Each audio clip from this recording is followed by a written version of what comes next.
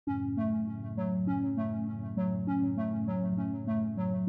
jantung Provinsi Hubei, sebuah kolosus beton membelah Sungai Yangtze sepanjang 2.335 meter.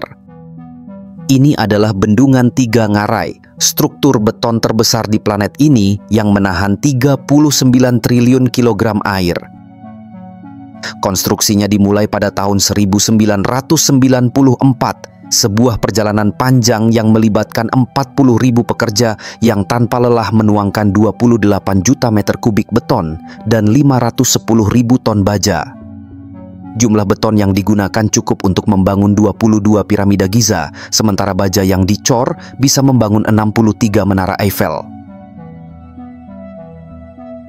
Di balik megahnya proyek senilai 31 miliar dolar ini, tersimpan kisah pengorbanan besar.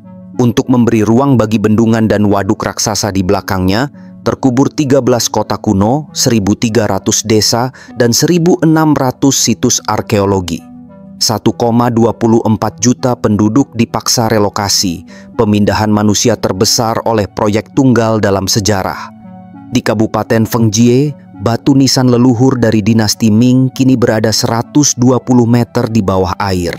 Yang tersisa hanya kenangan kota hantu Fengdu yang dulu disebut kota akhirat dalam mitologi Tionghoa. Proyek ini akhirnya rampung dan beroperasi penuh pada tanggal 4 Juli tahun 2012 setelah 18 tahun pembangunan yang menjadi cerita penuh tantangan, kontroversi, dan pengorbanan.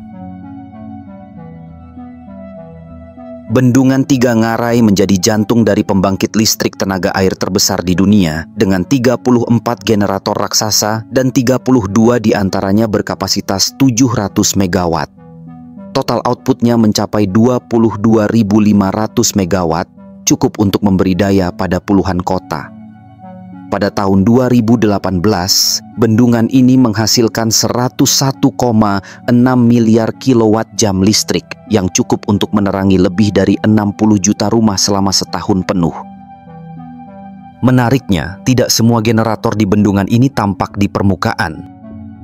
6 diantaranya tersembunyi di dalam gunung, bekerja senyap seperti mesin rahasia yang menopang kekuatan bendungan dari dalam tanah. Salah satu generator utamanya memiliki berat luar biasa, sekitar 6.000 ton, setara berat 60 paus biru dewasa yang ditumpuk menjadi satu. Mesin raksasa ini didesain untuk menyerap energi dari air yang jatuh setinggi 80,6 meter. Derasnya luar biasa, cukup untuk mengisi kolam renang Olimpiade hanya dalam 2 detik. Begitu menghantam turbin, energi kinetik dari air diubah menjadi listrik dengan efisiensi yang sangat tinggi. Seluruh proses ini, dari aliran air hingga lahirnya listrik, dikendalikan oleh China Yangtze Power, perusahaan milik negara yang mengubah Sungai Yangtze menjadi banjir energi bagi jutaan rumah dan industri. Sejarah bendungan Tiga Ngarai bukanlah kisah modern yang sekonyong-konyong muncul di penghujung abad ke-20. Ia adalah mimpi tua, berakar dalam benak para pemimpin dan insinyur Cina. Bahkan, benih-benih gagasan membendung raksasa Sungai Yangtze sudah muncul di era Republik Cina di masa kekuasaan sang bapak bangsa Sun Yat-sen. Pada tahun 1919, Sun Yat-sen mencetuskan ide megah dalam tulisannya A Plan to Develop Industry. Di dalamnya, ia membayangkan proyek-proyek infrastruktur raksasa yang dapat mengangkat kesejahteraan rakyat Cina, termasuk pembangunan bendungan besar di Sungai Yangtze untuk pengendalian banjir, irigasi, dan pembangkitan listrik. Sungai Yangtze telah lama dikenal sebagai berkah sekaligus kutukan. Dalam sejarahnya, banjir-banjir besar dari sungai ini telah merenggut jutaan nyawa, termasuk tragedi tahun 1931 yang menewaskan lebih dari 2 juta orang. Banjir tahun 1954 menewaskan lebih dari 30.000 orang dan memaksa jutaan lainnya mengungsi, sementara banjir 1998 menelan korban hampir 4.000 jiwa dan menyebabkan kerugian ekonomi sekitar 30 miliar dolar. Ketika musim hujan tiba, debit air yang meluap menghanyutkan rumah dan lahan pertanian. melumpuhkan jalur transportasi, dan memperparah kemiskinan di wilayah yang terdampak. Dalam jangka panjang, ketidakpastian ini, jika dibiarkan, membuat pembangunan ekonomi di daerah aliran sungai terhambat oleh ancaman bencana yang terus mengintai. Selain bencana banjir yang terus menghantui, Cina juga menghadapi tantangan besar lain di akhir abad ke-20, yaitu lonjakan kebutuhan listrik yang tak terbendung. Seiring meledaknya pertumbuhan industri, mekar cepatnya kota-kota, dan bangkitnya mimpi menjadi kekuatan ekonomi dunia. Ketergantungan pada batu bara, yang dulu menjadi tulang punggung pembangunan, mulai tampak sebagai beban yang berat, menyisakan langit kelabu, udara pekat, dan jejak-jejak luka ekologis yang tak mudah dipulihkan. Maka kebutuhan akan energi bersih tak lagi bisa ditawar.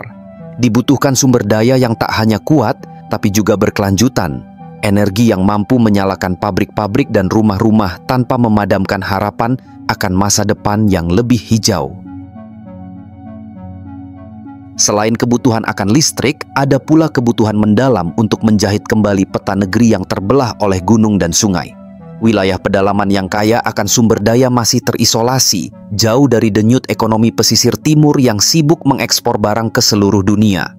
Disinilah visi besar itu lahir, mewujudkan jalur logistik yang andal dan efisien, menciptakan sistem transportasi air yang stabil, dan membuka jalan bagi pemerataan pembangunan yang lebih adil. Dalam aliran sungai yang dikendalikan, Cina melihat kemungkinan untuk memperkuat jalinan antar wilayah, menyambungkan masa lalu dengan masa depan, dan mengukuhkan dirinya sebagai poros industri global di masa mendatang. Bagaimanapun, pada masa Sun Yat-sen, kondisi Cina masih jauh dari stabil. Negara ini baru saja keluar dari era kekaisaran dan tengah berjuang membangun identitas republik yang masih rapuh. Konflik internal, lemahnya struktur pemerintahan, serta dominasi kekuatan asing membuat proyek sebesar Bendungan Tiga Ngarai hanya menjadi wacana idealis belaka. Tanpa sumber daya, teknologi, maupun kendali politik yang kuat, pembangunan infrastruktur raksasa semacam itu masih mustahil diwujudkan di tengah kekacauan nasional. Setelah berdirinya Republik Rakyat Cina tahun 1949, ide membendung Sungai Yangtze kembali mengemuka. Mao Zedong, pemimpin revolusioner yang terkenal dengan pembangunan besar-besaran, sangat tertarik pada gagasan ini. Dalam sebuah kunjungan ke lokasi Tiga Ngarai pada tahun 1956, Mao bahkan menulis puisi berjudul Mengunjungi Sungai Yangtze, yang secara simbolik menunjukkan dukungannya terhadap proyek bendungan besar. Namun lagi-lagi rencana itu harus ditunda. Revolusi kebudayaan pada tahun 1966 hingga 1976 memporak-porandakan institusi-institusi teknokratik dan ilmiah di Cina. Selain itu, teknologi dan sumber daya yang dibutuhkan belum memadai, dan situasi internasional pun belum kondusif untuk kolaborasi teknik berskala global. Barulah pada akhir 70-an dan awal 80-an ketika Deng Xiaoping membuka Cina pada dunia dan mendorong modernisasi, diskusi tentang Bendungan Tiga Ngarai kembali hidup. Pemerintah mulai meminta studi kelayakan dari berbagai institusi ilmiah dan teknis, baik dari dalam maupun luar negeri. Sepanjang tahun 80-an dan awal 90-an, Bendungan Tiga Ngarai menjadi topik yang membelah opini. Di satu sisi, para pendukung menekankan manfaat luar biasa dari proyek ini, yaitu pengendalian banjir, produksi energi bersih, dan kemajuan teknologi nasional. Di sisi lain, para pengkritik baik dari dalam negeri maupun dunia internasional mengkhawatirkan dampak lingkungan dan sosialnya. Lebih dari 1,3 juta orang harus direlokasi dari kawasan yang akan dibanjiri waduk. Banyak situs budaya dan sejarah yang tenggelam selamanya di bawah permukaan air. Situs arkeologi Daxi yang menyimpan artefak Neolitik lenyap di telan lumpur. Pemerintah Cina mengklaim menyelamatkan 22.000 benda purba, tapi laporan rahasia UNESCO tahun 2009 mengungkap 1.308 situs budaya tak terselamatkan. Ekosistem Sungai Yangtze pun terancam dengan populasi lumba-lumba air tawar, baiji, yang semakin menyusut hingga akhirnya dianggap punah pada tahun 2006. Ikan pipih Tiongkok, Psephurus gladius, spesies purba berusia 200 juta tahun, tak terlihat sejak tahun 2009 sebab bendungan memutus jalur migrasi 189 spesies ikan. Walau bagaimanapun, pemerintah Cina dengan tekad sekuat baja memberikan lampu hijau. Pada tahun 1992, Kongres Rakyat Nasional menyetujui pembangunan proyek tersebut, meskipun dengan jumlah suara menentang dan abstain yang cukup signifikan. Tanggal 14 Desember tahun 1994 menjadi tonggak sejarah. Peletakan batu pertama dilakukan oleh Perdana Menteri Li Peng. Proyek ini menjadi simbol dari kekuatan dan kemajuan Cina modern. Dengan anggaran awal 90 miliar yuan yang akhirnya membengkak menjadi 203 miliar yuan, bendungan ini menjadi proyek infrastruktur paling ambisius dalam sejarah manusia. Meskipun dibangun oleh Cina, Bendungan Tiga Ngarai tak lepas dari sentuhan global. Perusahaan-perusahaan kelas dunia seperti Alstom, Prancis, Siemens, Jerman, Voith, Jerman, General Electric, Amerika Serikat, dan Harbin Electric, China, bekerja bahu-membahu menyuplai teknologi mutakhir, terutama untuk turbin dan generator raksasa. Kerjasama lintas negara ini menjadi bukti bahwa proyek infrastruktur bisa menjadi ajang diplomasi teknologi. Para insinyur dari berbagai bangsa menghabiskan waktu bertahun-tahun di lokasi proyek, berbagi ilmu, dan menjalin persahabatan di tengah debu beton dan deru mesin. Hari ini, Bendungan Tiga Ngarai berdiri sebagai monumen kekuatan manusia, baik dalam hal teknik, tekad, maupun konsekuensi. Ia telah menahan banjir besar, mengalirkan listrik ke jutaan rumah, dan mengurangi ketergantungan pada batu bara. Namun ia juga mengingatkan dunia bahwa setiap kemajuan besar memiliki harga, alam yang berubah, komunitas yang digeser, dan sejarah yang hilang di bawah air. Dan kini, pemerintah Cina meluncurkan proyek Weather Modification senilai 1,7 triliun yuan pada tahun 2022, menyemai awan dengan perak iodida untuk memicu hujan buatan di hulu bendungan. Teknologi sediment sluicing berbasis AI dikembangkan untuk menyedot lumpur tanpa mengeringkan waduk. Yang paling visioner, pembangkit listrik tenaga surya terapung di permukaan waduk seluas 10 km persegi. Proyek percobaan untuk mengkompensasi kehilangan produksi saat kekeringan. Pada akhirnya, bendungan ini adalah lambang dari ambisi dan identitas nasional Cina. Di atas dasar batu dan baja, berdiri mimpi yang ditanamkan seabad lalu dan kini menyala dalam bentuk cahaya listrik yang menerangi masa depan.